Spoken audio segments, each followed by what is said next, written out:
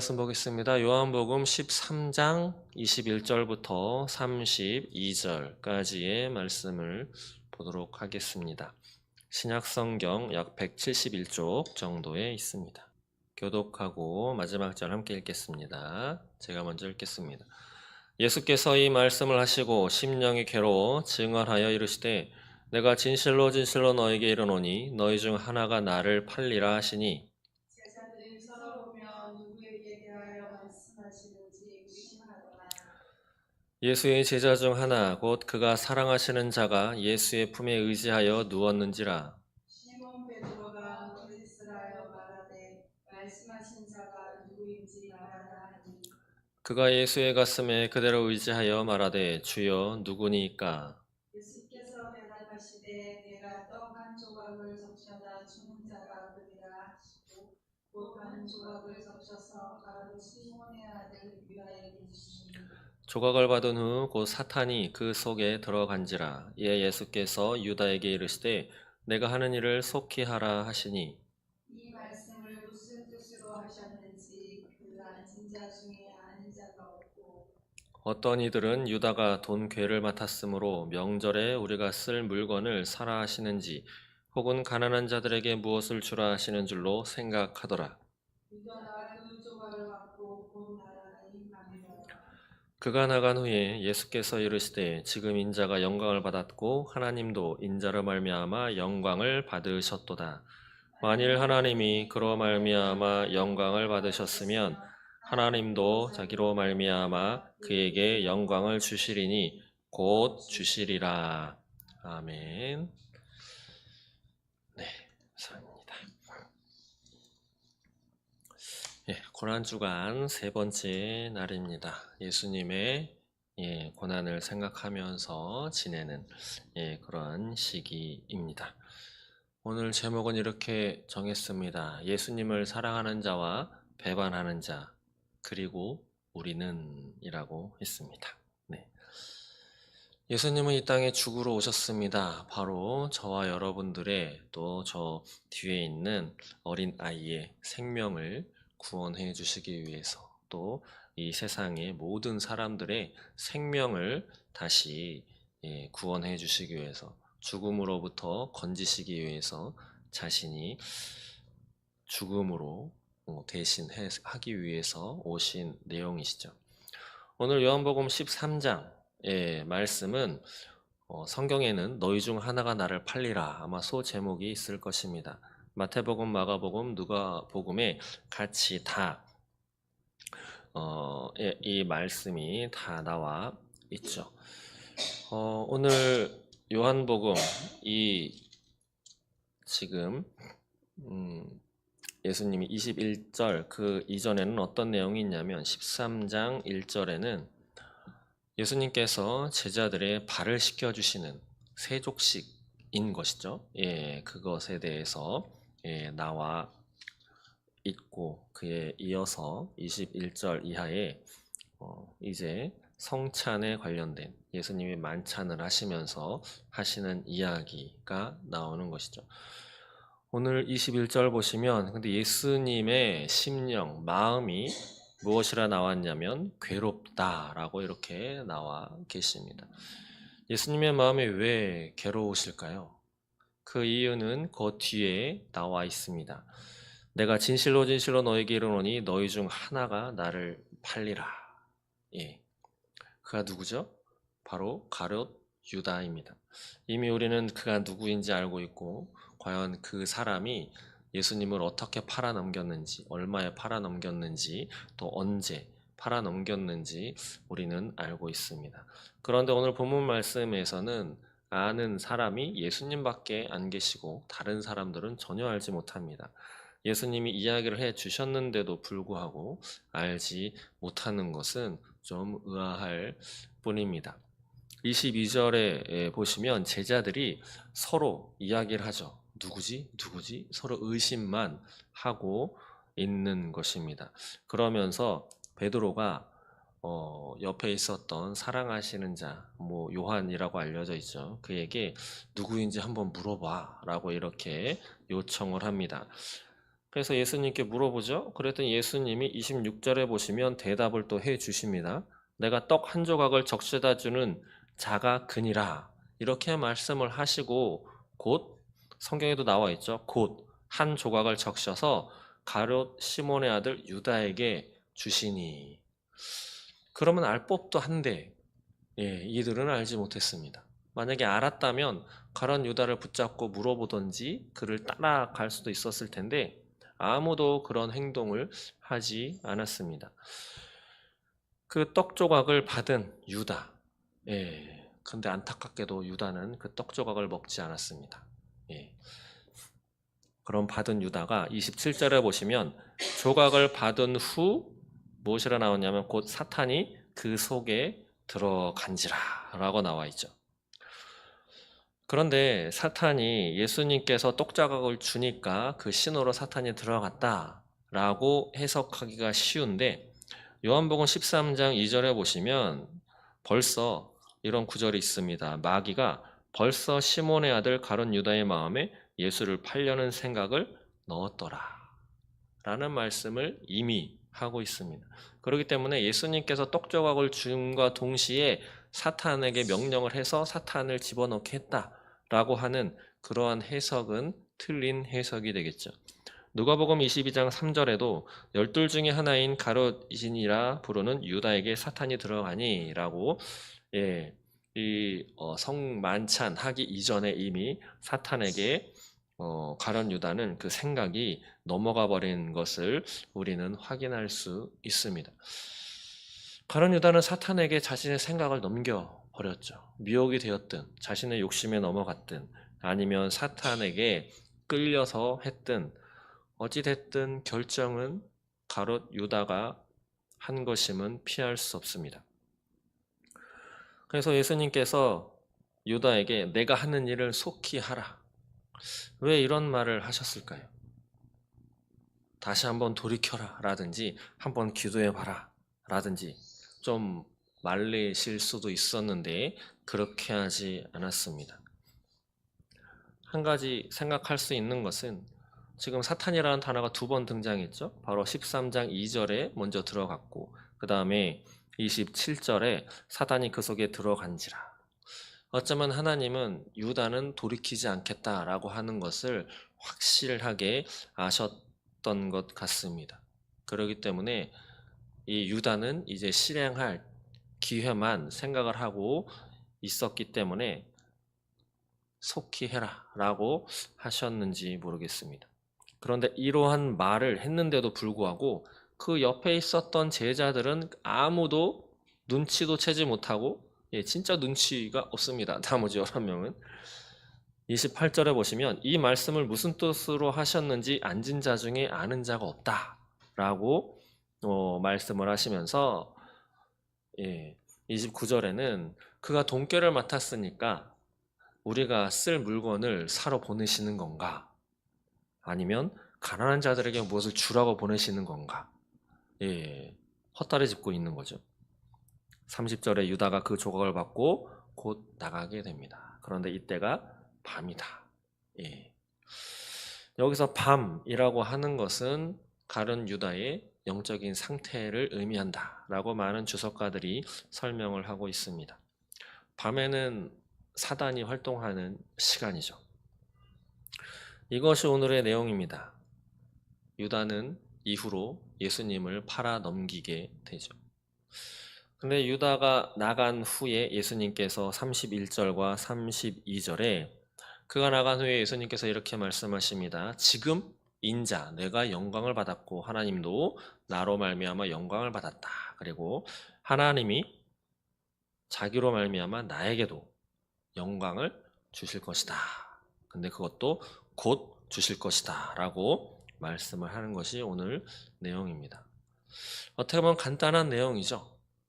떡과 포도주를 나눠주시면서 이 중에 한 사람이 나를 팔 거야. 누굽니까? 내가 떡을 적셔서 주는 그 사람이 그야 라고 하면서 줬는데 아무도 알아차리지 못하고 그 받은 사람은 먹지 않고 바로 뛰쳐나갑니다. 그리고 자신의 계획을 실행을 하죠. 오늘 제가 예수님을 사랑하는 자와 배반하는 자. 예. 예수님은 십자가에 달려 돌아가십니다. 예수님은 하나님의 계획대로 일을 진행을 하시죠. 묵묵하게 걸어가십니다. 물론 힘도 많이 들으셨습니다. 왜냐하면 기름을 짜는 곳이라고 하는 의미가 있는 겟세마네 동산에서 땀이 피가 될 정도로 기도를 하셨습니다. 기도하셨기 때문에 그 고난의 길을 묵묵하게 걸어가실 수 있었다라고 하는 것이 성경을 기초로 한 내용이기도 합니다. 그러나 그 주변의 많은 제자들은 기도하라고 했는데 다 졸았죠. 잠이 들던지. 아무도 기도하지 않았습니다. 결과적으로는 예수님을 다 떠나게 됐습니다. 예수님을 사랑하는 자와 배반하는 자. 가룟 유다는 확실하게 예수님을 배반한 자, 그리고 수제자라고 불리우는 베드로도 확실하게 예수님을 배반했다. 다만 그는 예수님의 마음을 알고 다시 회심했기 때문에 구원받을 수 있었다 라고 해석을 합니다.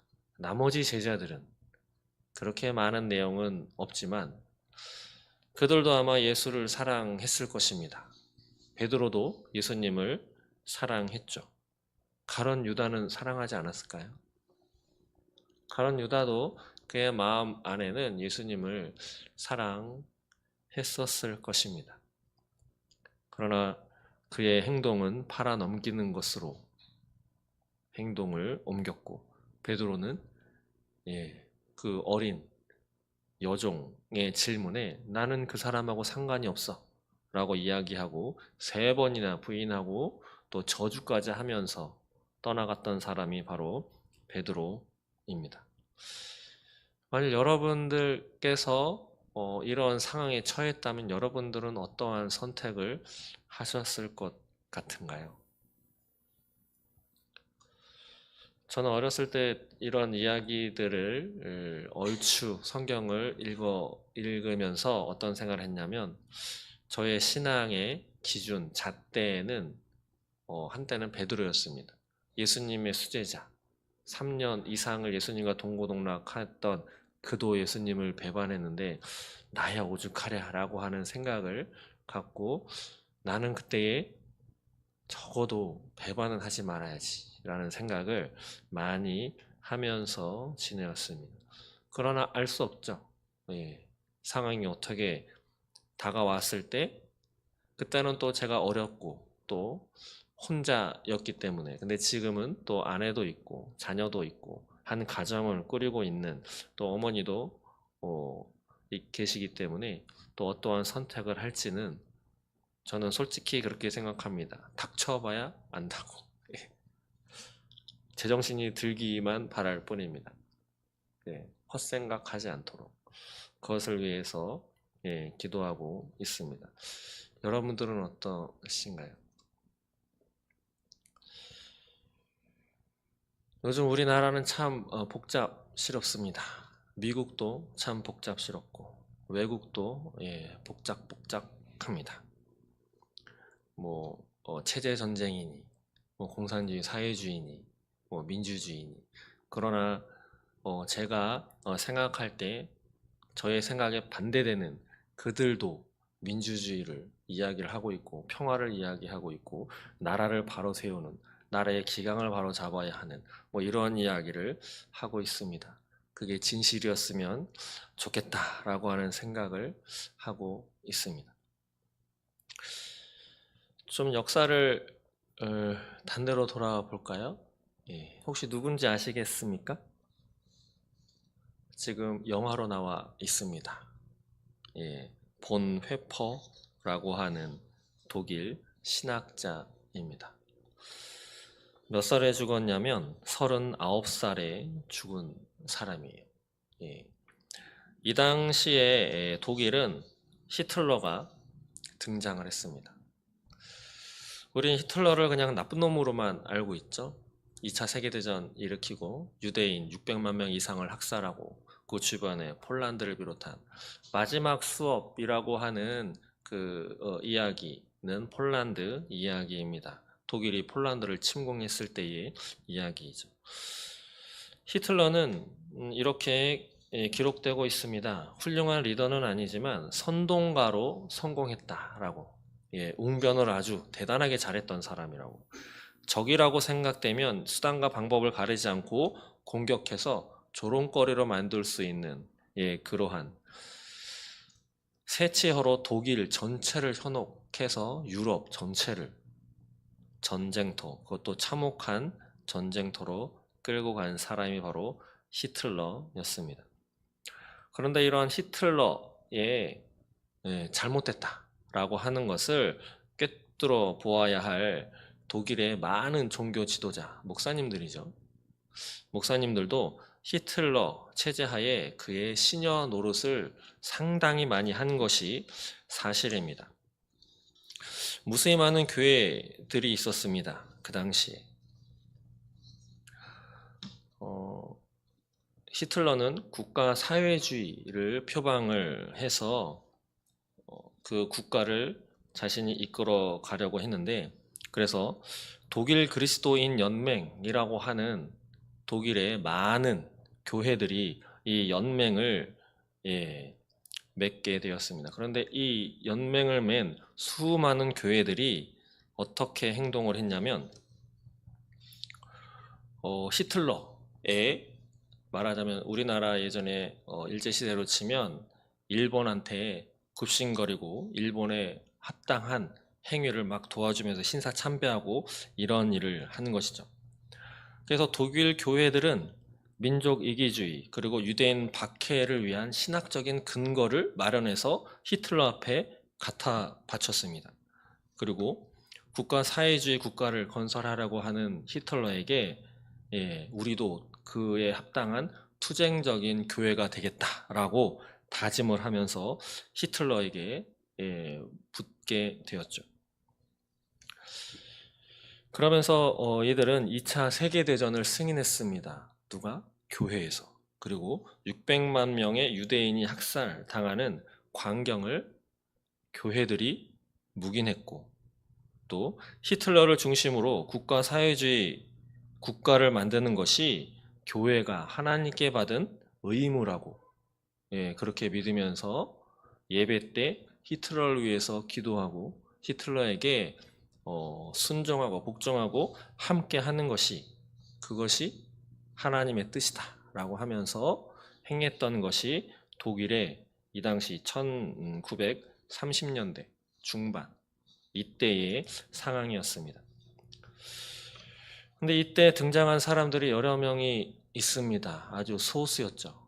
오늘 보네퍼 그리고 좀 이따가 이제 칼바르트도 있고 마르틴 니멜러라고 하는 목사님도 제가 잠시 소개를 해 드릴 것인데, 이때 나타난 것이 대항에서 나타난 것이 고백교회라고 하는 것입니다. 고백교회. 정확하게는 독일 개신교 고백공동체다라고 하는 거죠. 여기서 이제 바름의 선언이라고 하는 것이 발표가 됐는데 이 당시에 히틀러에게 대항을 해서 히틀러 정권 잘못됐다라고 말하자면 시국선언을 하는 것이죠. 거기에 속한 사람이 보네퍼인데, 보네퍼는 되게 똑똑한 사람이었어요. 그래서 이제 나치가 막 이렇게 번성을 할 때 그의 친구, 미국 친구가 있었는데, 미국인 친구가 이태제전이 끝나고 독일이 패망을 하면 다시 돌아오면 되지 않느냐. 그래서 그때까지 미국에 와서 강의와 연구를 해달라라고 이렇게 부탁을 합니다. 말하자면 유혹, 어려울 때 잠시 피해 있어라라고 하는 거죠. 근데 보네퍼는 미국으로 건너가게 됩니다. 그런데 미국에 도착하자마자 그는 자기가 나 잘못 왔구나 라고 이렇게 생각했다고 합니다. 그러면서 쓴 글이 있는데 제가 잠시 읽어드리면, 나는 유니온 신학교의 학장인 코빈 박사의 집 정원에 앉아서 나의 상황과 민족의 상황을 생각하고 기도할 기회를 가졌다. 그리고 그때 나를 향한 하나님의 뜻은 분명해졌다. 미국에 온 것은 잘못된 결정이었다. 우리 민족이 순환당하고 있는 이때 나는 독일의 그리스도인들과 운명을 함께 해야 한다. 만일 이때에 나의 백성과 함께 고난받지 않는다면 전쟁이 끝난 후 나는 독일의 재건에 참여할 권리를 가질 수 없을 것이다. 예, 이러한 글을 남겼어요. 그래서 곱장 보네퍼는 다시 독일로 돌아오게 됩니다. 근데 보네퍼는 어디에 가담했냐면 히틀러 암살 운동에 가담하게 됩니다. 그러다가 1943년 게슈타포에서 체포되어서 감옥살이 하다가 패망을 얼마 앞두고 거기서 죽게 되죠. 근데 이 보네퍼는 언제나 진실한 신앙인이라면 어떻게 살아가는 것이 올바른 것인가? 근데 지금 우리 대한민국에는 그냥 예수 믿고 구원받고 기도해서 응답받아서 아파트 당첨되고 우리 아이 대학 가고 좋은 직장 다니고 거기서 좀 더 플러스가 되면 예수님 좀 만나가지고 제대로 예배 생활하고 신앙생활 잘 하는 것. 예, 거의 뭐 여기까지 생각하는 것이 거의 뭐 90% 이상일 것입니다. 그러나 보네퍼는 조금 달랐습니다. 예, 정말 어떻게 사는 것이. 그러면서 기독교 신앙은 예수 그리스도를 믿음으로 구원받는 것이 전부가 아니다라고 생각한 사람이 바로 보네퍼였습니다. 그래서 정말 사나 죽으나 주님의 말씀을 따라서 온 몸과 마음을 바쳐 따라가야 하겠다라고 다짐을 했는데 이제 이 당시에 독일은 히틀러가 등장을 해서 나치 정권이 막 전쟁을 밀어붙이고 있었죠. 이때에 보네퍼는 사람들에게 어떻게 이야기를 했냐면 이렇게 이야기했습니다. 들어보신 적도 있을 텐데 만일 미친 사람이 대로로 자동차를 몰고 간다면 목사로서 나는 그 차에 희생된 사람들의 장례식을 치러주고 그 가족을 위로하는 것으로 책임을 다했다고 할 수 있겠는가? 만일 내가 그 자리에 있었다면 자동차에 뛰어올라 그 미친 사람의 손에서 핸들을 빼앗아 버려야 하지 않겠는가? 예, 이러한 내용의 설교를 했습니다. 여러분들은 어떻게 생각하시나요? 예, 미친 사람이 뚜껑 열린 차에 타가지고 미친 듯이 막 몰고 가요. 근데 내가 옆에 있는데 그걸 막을 수가 있어. 예, 여러분들은 어떻게 하시겠습니까? 그러나 보네퍼는 그렇게 하지 않았습니다. 그래서 히틀러의 암살하는 것에 가담을 했다가 붙잡혀가지고 교수형을 당하는데 그는 유언으로 이렇게 남겼어요. 죽음은 끝이 아니라 영원한 삶의 시작이다. 그리고 그의 묘비명에는 디트리 보네퍼의 묘비명에는 그의 형제들 가운데 서 있는 예수 그리스도의 증인이라고 적혀 있습니다. 이게 본회퍼입니다. 찬양 중에 선한 능력으로라고 하는 찬양 들어본 일 있으실 거예요. 그것이 보네퍼를 기반으로 해서 만들어진 찬양입니다. 원래 독일어로 되어 있는데 우리나라로 번안이 되어서 또 많이들 불리게 되었죠. 보네퍼는 그 당시에 이렇게 행동했던 신학자이자 목사였습니다. 혹시 이분 아시나요? 예, 이분은 제가 언젠가 말씀을 드렸나요? 칼바르트입니다. 자세하게 알지 못했던 신학생 시절에 이름이 그냥 멋있어서 예. 근데 아까 그 모든 교회들이 그 히틀러에게 다 헌신하고 거기다 모든 걸 다 갖다 바칠 때 바르멘 선언 이거 잘못됐다. 다시 하나님에게로 돌아가고 히틀러를 우상 숭배하는 것은 죄악이다라고 하는 오로지 하나님만을 바라보고 교회가 바로 서야 한다라고 하는 바르멘 선언을 작성한 사람입니다. 신학자죠. 근데 이 칼바르트는 쫓겨났습니다. 추방당했어요. 근데 이 칼바르트는 어떤 이야기를 했던 사람이냐면 한 손에는 성경을 신학을 갖고 있고 한 손에는 신문을 갖고 있어야 한다 라고 이야기했던 사람이에요. 그래서 성경만 읽으면서 살아가는 것이 다가 아니고 내가 지금 살아가고 있는 현실에서 하나님이 어떻게 역사하시는가를 잘 분별하고 판단해야 한다라고 이야기했던 참 대단한 신학자입니다. 저분이 쓴 교회 교의학이라고 하는 책이 있는데 엄청 두꺼운 책이 한 여기서부터 저 끝까지 예, 책이 그 두께가 그래요. 제가 뭐 욕심을 내어가지고 졸업하기 전에 저거는 한번 읽어보고 싶다라고 덤벼들었는데 한 권도 채 못 읽었습니다. 예, 내용도 어렵고. 예.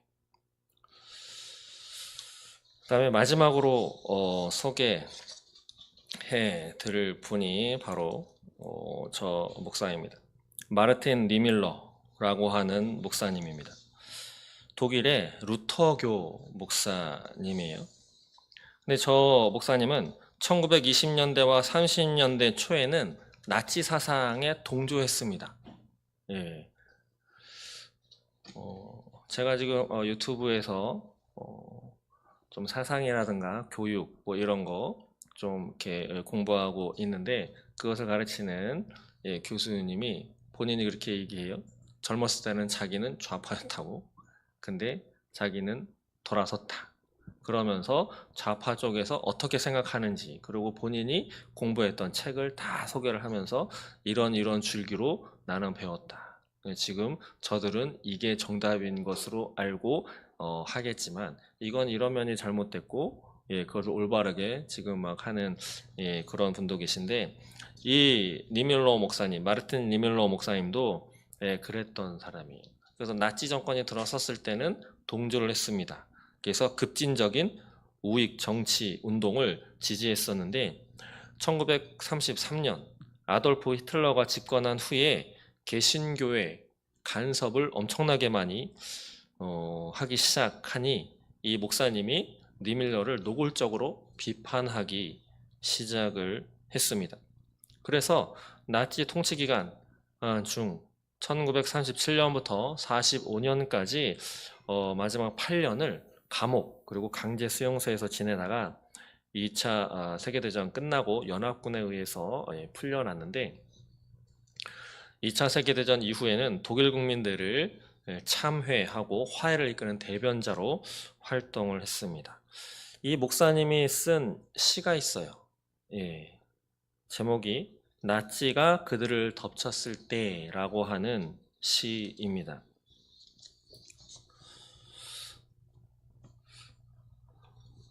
예, 한번 읽어볼까요, 같이? 시작.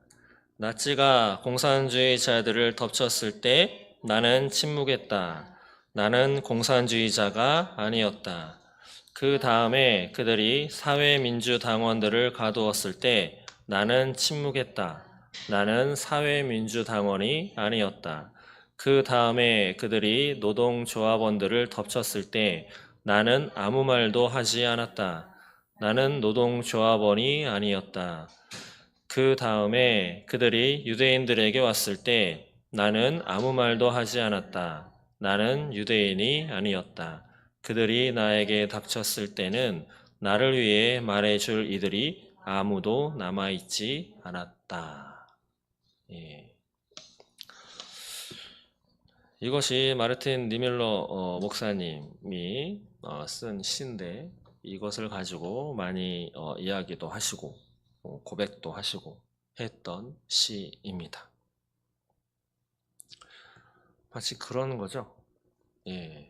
우리의 많은 양이 있는데 날마다 양 주인이 한 마리씩 데려다가 양고기를 해서 팔아 넘기는데 자신이 순서가 아니라고 다른 양이 간다고 그냥 쳐다보고만 있고 자기의 순서에 올 거는 생각하지 않고 그냥 오늘 또 난 즐거워 쟤는 안 됐다 그냥 그렇게만 했던 그런 우화가 있죠. 그런 것과 똑같이 나는 침묵했다. 왜냐하면 나는 지금 박해받고 있는 그가 아니었기 때문에. 어떠한 마음이 드시나요? 예.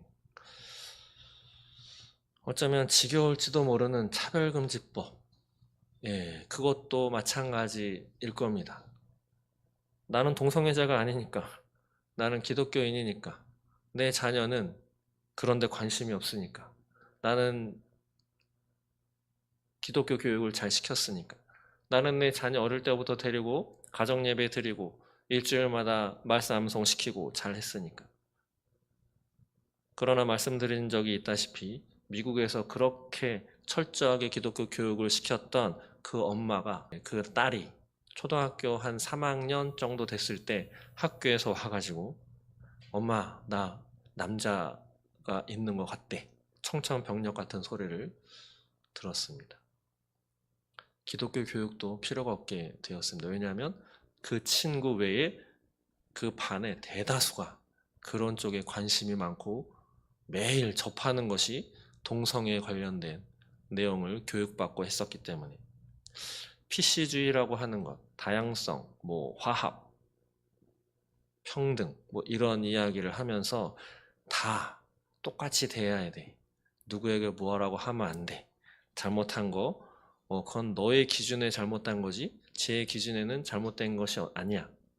예수만이 길이요 진리요 생명입니다 라고 하면 왜 꼭 그것만 길이요 진리요 생명이야? 이쪽도 길이요 진리요 생명일 수 있고 저쪽도 그럴 수 있어 라고 하는 것이 전 세대의 그런 문화적인 것으로 우리 아이들 자녀의 머릿속에 쫙 들어가가지고 아무리 기독교 교육을 시켜도 엄마가 가르쳐준 내용과 본인이 하루 종일 생활하는 그 학교 생활, 친구들과의 만남에 오고 가는 이야기들은 전혀 다른 이야기를 너무도 많이 하기 때문에 그 엄마는 누가 이러한 법을 만들어가지고 내 딸을 이렇게 오염시켰냐. 학교에 가서 항의했더니 이렇게 하다가 혐오죄로 깜빵에 갈 수 있습니다로 도리어 제재를 받았다고. 그런 사태가 우리나라에 일어나지 않을 것이다. 장담할 수 없습니다. 그것뿐 아니라 지금 우리나라 여러 가지 자료와 찾아보면 나와 있는, 알 수 있는 것들. 제가 독일의 2차 세계대전 거의 100년 전이죠. 그때의 상황. 많은 목사님들, 히틀러에 동조했던 그분들은 진짜 몰랐을까요? 히틀러가 어떠한 사람인지? 아니면 알았을까요? 그들이 알았던 건 진짜 참된 것을 알았을까요? 히틀러의 본질과 나치 정권이 나아가는 그 정책과 그러한 것들이 어디로 향하고 있는지 진정 알았을까요? 오늘 본문 내용에 예수님께서 제자들에게 내가 떡 한 조각을 적셔다 주는 자가 그니라 라고까지 말씀을 하셨는데도 불구하고 바로 옆에 앞에서 들었던 제자들이 그것을 받아먹는 그런 유다가 바로 예수님을 팔놈이구나 알아차릴 만도 한데 아무도 알아차리지 못했습니다. 무엇이 그들을 그렇게 만들었을까요? 저 뒤에서 혼자 율동하고 춤추고 있는 어린 아이도 알아차릴 만한데 말이죠. 무엇이 그들의 눈을 가리고 무엇이 그들을 그렇게 만들었을까? 한번 심히 고민해 볼 문제입니다. 저는 교육이 되게 중요하다라고 하는 것을 지난 교회에서 중고등학교 학생들을 좀 대화하고 그래도 부족하지만 성경 말씀을 같이 읽고 성경 공부를 하면서 점점 많이 생각하게 되었습니다. 진짜 모르더라고요. 진짜 몰라요. 아브라함의 자녀 이삭이죠? 몰라. 엄마 따라서 교회를 그렇게 다니고 중고등학교 성경 공부까지 할 만한 친구들이면 그래도 믿음이 그래도 들은 게 있다라고 하는 친구들인데 아브라함의 아들이 이삭이 몰라. 몰라요. 모세가 누군지도 잘 모르고 천지창조의 순서는 모를 만하죠. 근데 적어도 아브라함, 이삭, 야곱, 요셉은 그렇다 쳐도 이것을 모를 수가 있는가라는 생각을 모를 수도 있어 라고 받아들이기에 저도 좀 시간이 걸렸습니다. 네. 이거는 공부를 안 해도 알 수 있는 것인데 그것조차 알지 못하는 뭐 했을까라는 생각을 참 많이 했습니다. 그런데 이번에 뭐 계몽령이라고 하는 계엄령이 있은 다음에 우리나라 사회가 이렇게 되었구나. 지난 정권에 이런 일이 있었구나. 뭐 검수완박이라고 하는 것. 또 언론을 통해서 또 옆 사람들이 이야기하는 것에 주워들어서 그렇게만 알고 있었는데 제가 막상 살펴보고 생각해 보니 또 제가 좀 전에 그 좌파였다가 돌아섰던 교수님이 본인이 공부했던 책 다 보여주면서 했다고 그랬잖아요. 예. 제가 대학교 가가지고 접했었던 책들이 많이 있더라고요. 선배들이 이야기를 해주고 또 참고도서로 많이 이렇게 해주었었던, 물론 100% 정독을 하지는 않았습니다. 근데 그러한 책을 기반으로 대학 교육이 이루어졌었다라고 하는 것을 나도 멍청했구나 라는 생각을 요즘에 참 많이 하게 됩니다.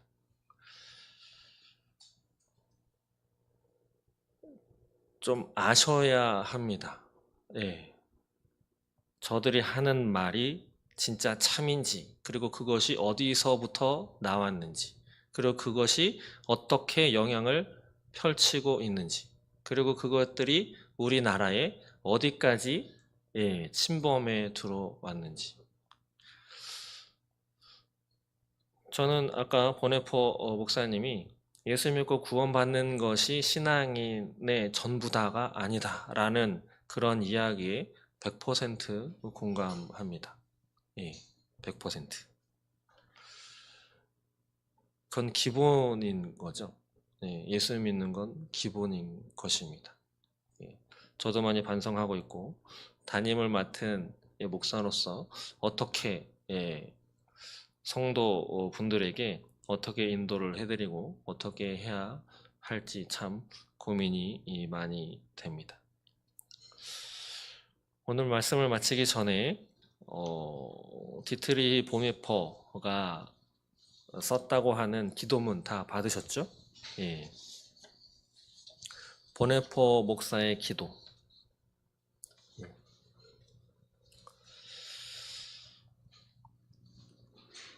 한번 함께 이 기도문 읽는 것으로 오늘 말씀 마치도록 하겠습니다. 인터넷에 보네포 목사의 기도라고 치면 나옵니다. 제가 추후에 유튜브 거기에다가 자료 올려놓겠습니다. 함께 읽어볼까요? 시작. 모든 존재의 근원이신 당신 앞에 죄인된 몸으로 우리가 섰습니다. 우리는 당신을 등졌습니다. 큰 거짓이 머리 드는 것을 보면서 진실을 영예롭게 하지 않았습니다. 모든 자비의 근원이신 당신 앞에 죄를 고백하며 우리가 섰습니다. 무서운 시절의 소란이 끝나면 우리에게 확신의 시절을 주소서. 이 오랜 어둠 속 방황이 끝나면 밝은 햇빛 아래로 걷게 하소서. 거짓의 구분길이 끝나면 우리에게 당신 말씀의 길을 열어 주소서. 그리고 당신께서 우리의 범죄를 씻어 주실 때까지 우리로 하여금 주여 견디게 하소서. 오 하나님, 이른 새벽 제가 당신을 바라고 웁니다. 저를 도와주시어 기도하게 하시고 오직 당신만을 생각하게 하소서. 혼자서는 기도할 수가 없습니다. 제 안에는 어둠이 있지만 당신과 함께 거기엔 빛이 있습니다. 저는 혼자지만 당신은 저를 떠나지 않으십니다. 제 가슴은 연약하지만 당신은 언제나 강하십니다. 저는 쉬지 못하지만 당신 안에는 인내가 있습니다. 당신의 길을 저는 알 수 없지만 제가 가야 할 길을 당신은 아십니다. 주 예수 그리스도여, 당신은 저처럼 가난하였고 비천하셨고 저처럼 체포당하여 친구들로부터 격리되셨습니다.